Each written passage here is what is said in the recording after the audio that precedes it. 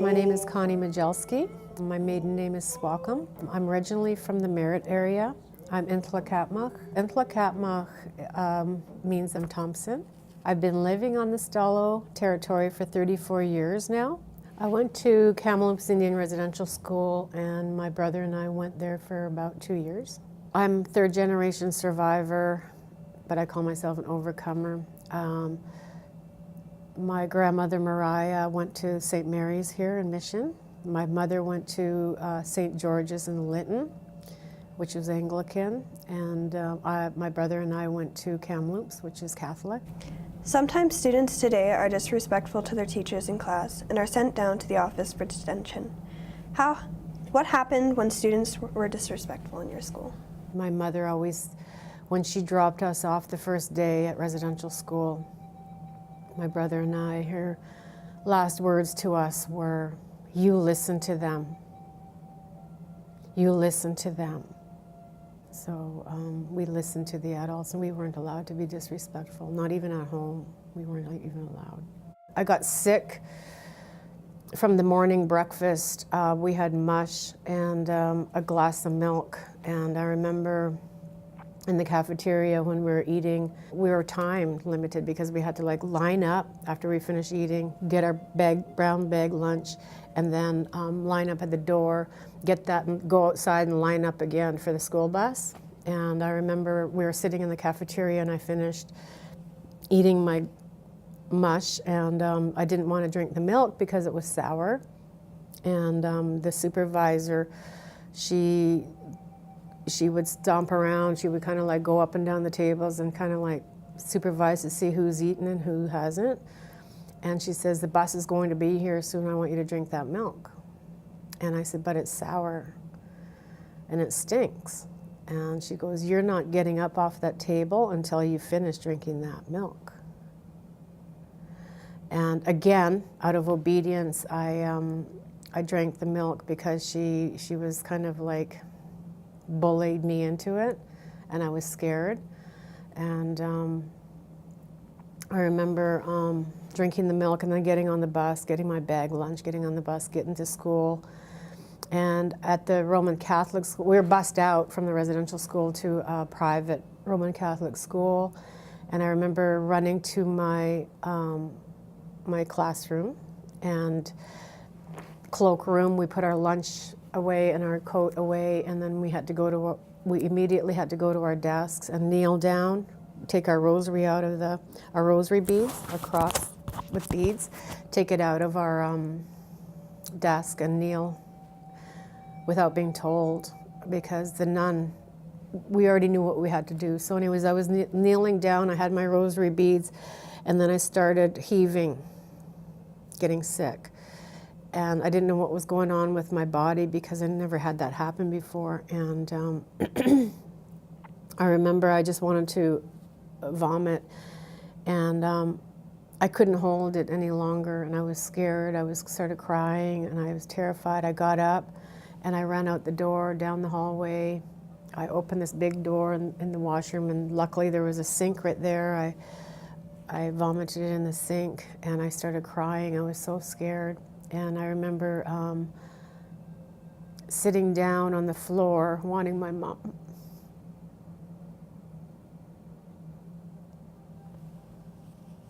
I was a little girl. And Sister Carrie, she came running in and she opens the door. She goes, "What are you doing? What are you doing? What are you doing on the floor? Quit playing around."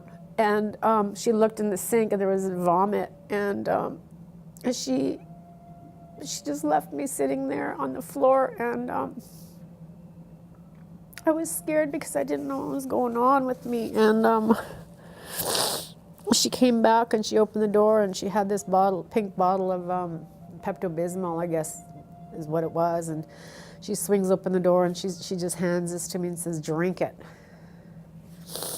And she didn't have any compassion or empathy. She didn't come down on her knees and put her arm around me and say, "Everything's going to be okay, you're feeling sick.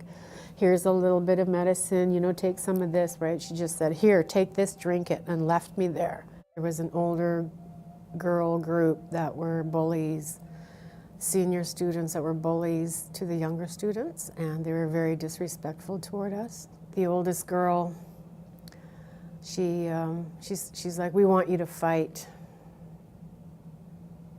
And Monica and I didn't know what to say or do. We looked at each other and we were just terrified. We were only like little girls of 7 years old. And they knew that we were best friends because we always hung out. A gang leader, she's like, "One of you has to throw the first punch. I want you to make a fist." To both of us. So we both made a fist because we didn't want to get beat up by them. And we were being obedient to them, I guess. And they grabbed my hand and she swung my fist into Monica's face. And the same thing. Upstairs in the dormitory at night, they would come down to the younger girls' dorms. And these are older girls who had gone through puberty already and they were developed, and they would come downstairs late at night naked, and it was very kind of traumatizing and scary for us little girls. So, but it just didn't seem like there was any supervision. I don't know where the supervisors were. What do you think are the lasting effects of the Canadian Indian residential school program? We lost our language, we lost our culture. The legacy left behind of alcoholism and drug addiction, and that is just, you know, within families, you know, high incarceration rates. It's going to take many generations for all of this to be healed. You know, our people, the Inuit, Métis, and the First Nations people have been greatly affected by this residential school system, and it should have never happened. And like I said, I lost 7 family members due to alcohol. My grandmother, my aunts and uncles, and everybody they either went to foster care or residential school. So there was a lot of alcohol and a lot of violence going on within the family when I got out.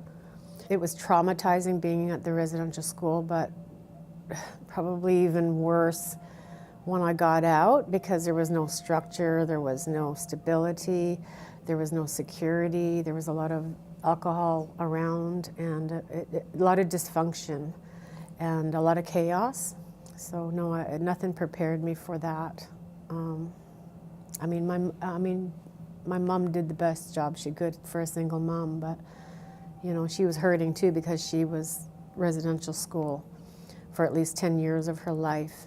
When my mom talked, we listened out of respect. And my older brother Arnie, he was abused at residential school, and I didn't know what was going on that side, but he was being abused there.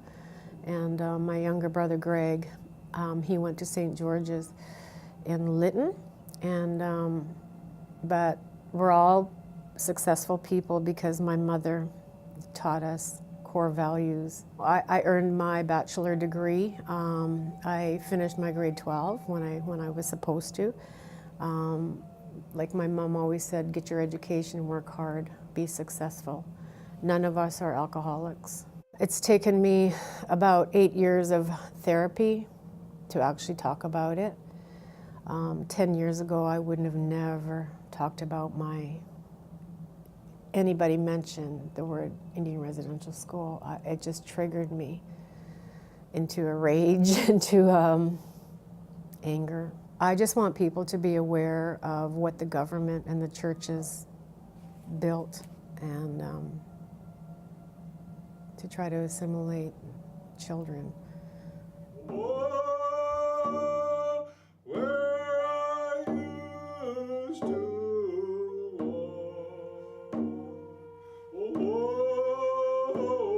It's called Chalouse Indian Reserve Number 1.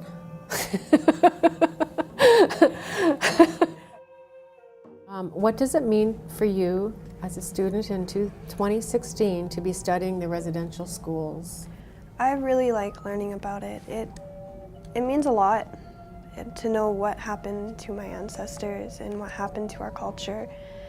I think it was a terrible thing that happened, and it should never. I hope that history doesn't repeat itself. Good day, my name is Johnny Williams. My ancestral name is Quachan, which translates to leader or helper of the people. The song that I've been asked to share today is a little bit of an older song, a song we use, I guess, for a little more of sad occasions. And it's a very unique song because we can do it both in English and in Halkamela.